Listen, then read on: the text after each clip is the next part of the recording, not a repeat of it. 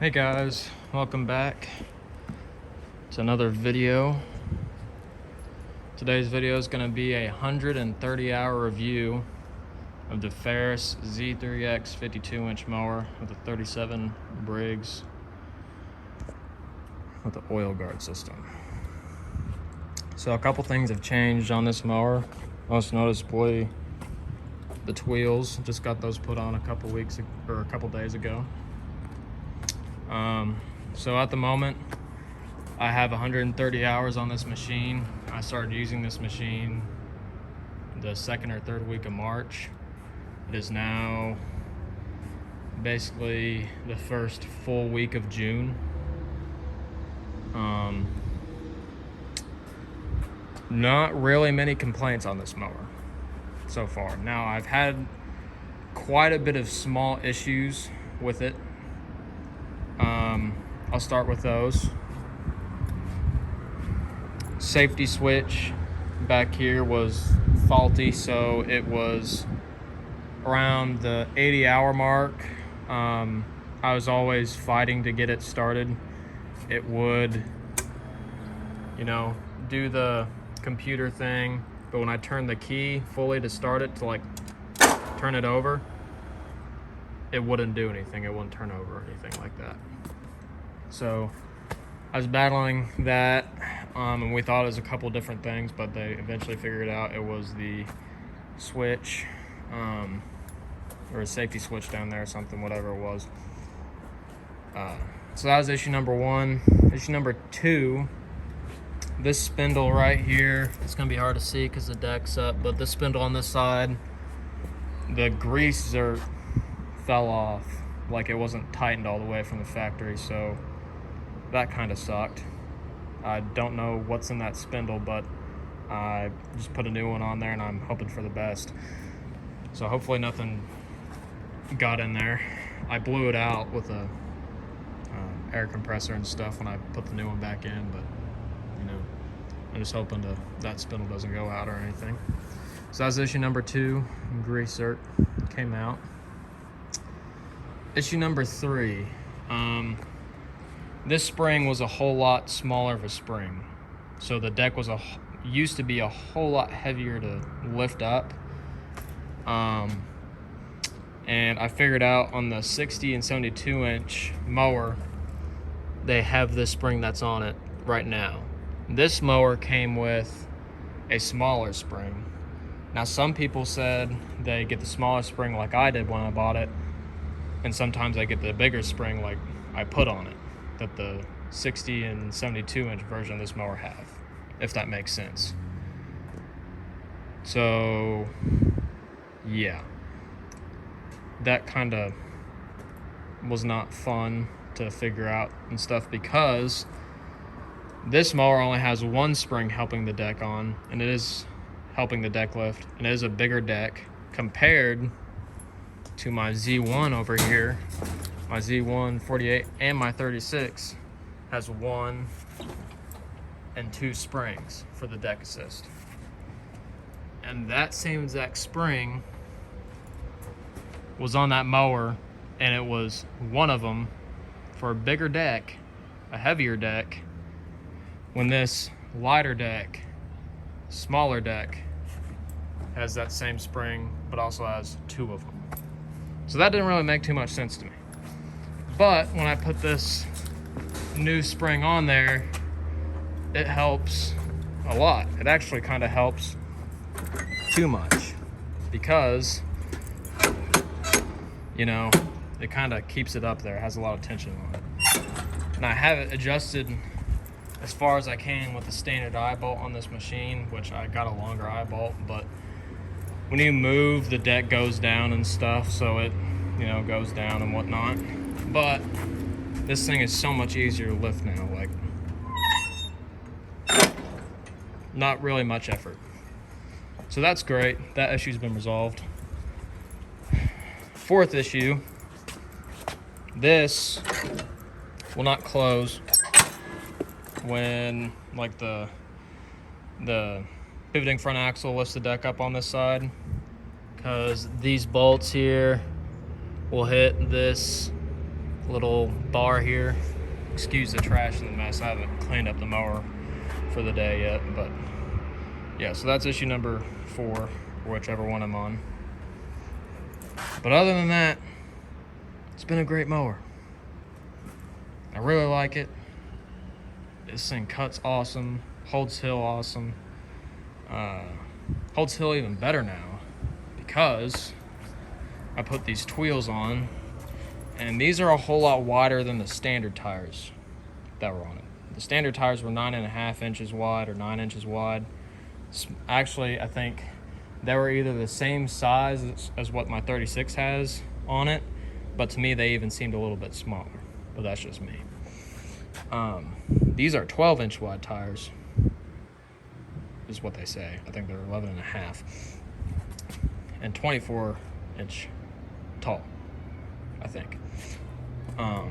But this kit is actually for the 60 and 72-inch mower version of this mower. So this is actually a bit wider tire than what it's supposed to have, but it works because only a little bit, you know, is overhanging from that side, but not, you know, it's not hanging over on this side.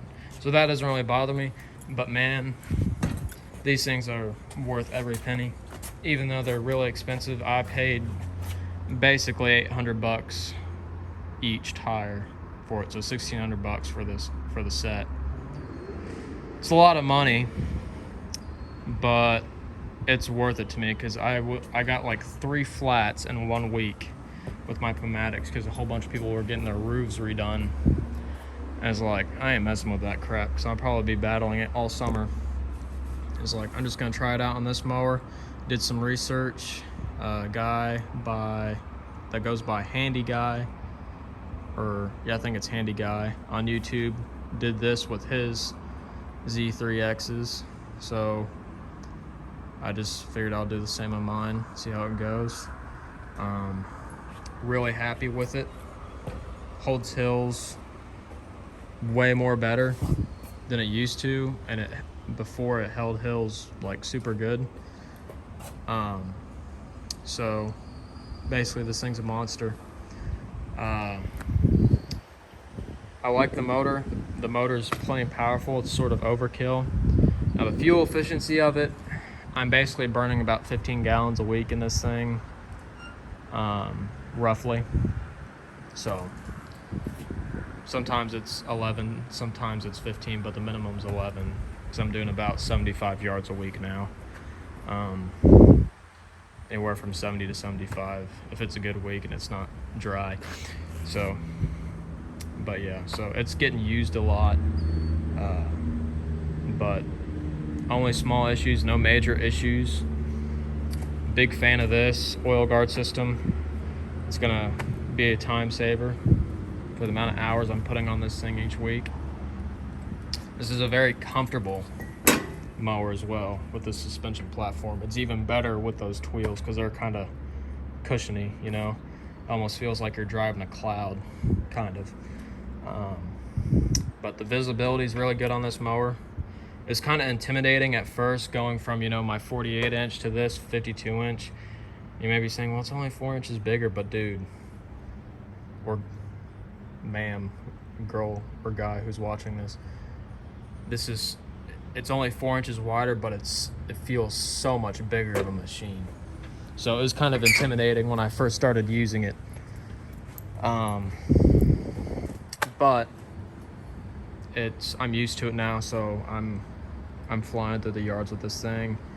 I'm running the X blades on it. I've been running X blades on it since I've got it, and it just, when it goes out the chute, it's like a mist almost. So it's doing really good.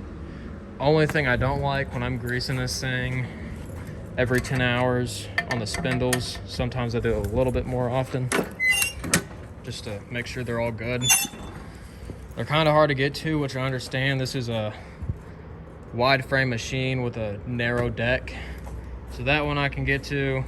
The middle one's always a pain in the butt to get to no matter what.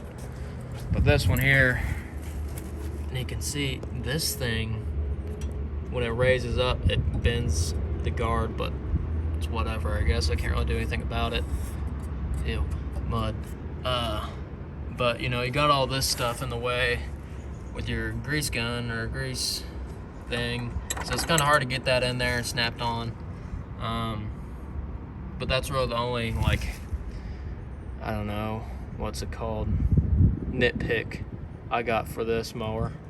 Now I did raise the deck adjustment all the way up, so it wouldn't hit the ramp of the trailer there. So I think that's why this is kind of bent that. But it's whatever. I can't really do anything about it. Now this pivoting front end is a game changer.